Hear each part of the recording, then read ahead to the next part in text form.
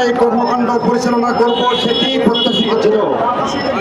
আজকে বেসামরিক বিমান চলাচল ও পর্যটন মন্ত্রণালয় থেকে একটি কালো আইন প্রস্তাবনা করা হয়েছে, যে আইনটি বাস্তবায়িত হলে এই সেক্টরের 50,000-এর বেশি লোক বেকার হয়ে পড়বে, হাজার হাজার অফিস বন্ধ হয়ে যাবে।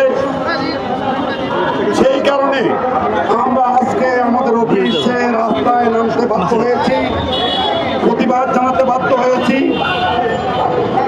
সরকার নিশ্চয়ই ব্যবসায়ীদের এই শান্তিপূর্ণ প্রতিবাদের কথা বুঝতে সক্ষম হবেন এবং এ ধরনের কালো আইন বাস্তবায়ন থেকে তারা ফেরত দিয়ে পূর্বের ন্যায় ব্যবসায়ীদেরকে সঠিকভাবে সুষ্ঠুভাবে ব্যবসা করার সুযোগ দেবেন। সেই জন্যই আজকে এই সেক্টরের হাজার হাজার লোক রাস্তায় মানববন্ধন করছেন, সভা সমাবেশ করছেন এই কালো আইনের প্রতিবাদে। ইতিমধ্যে আমাদের সম্মানিত নেতৃবৃন্দ বলেছেন, এই আইনগুলো সম্পর্কে ব্যাখ্যা দিয়েছেন। কাদের স্বার্থে এই আইন? আমরা জানি রাষ্ট্র আইন প্রণয়ন করেন জনগণের স্বার্থে, ব্যবসায়ীদের স্বার্থে, যাতে নাগরিকগণ স্বাচ্ছন্দ্যে তাদের কর্মকাণ্ড পরিচালনা করতে সক্ষম হন।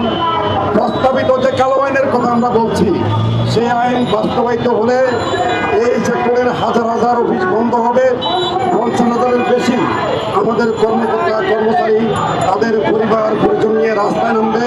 তাই আজকে এই মানববন্ধন থেকে আমরা এই সরকার মাননীয় প্রধান উপদেষ্টার কাছে বিনীতভাবে দাবি রাখতে চাই, অনতিবিলম্বে আপনার উপদেষ্টাকে থামান, আপনার উপদেষ্টাকে সঠিক জিনিসটি উপলব্ধি করতে দিন এবং ব্যবসায়ীদের স্বার্থে যাতে যে কোনো আইন প্রণীত হয় সেটি নিশ্চিত করুন।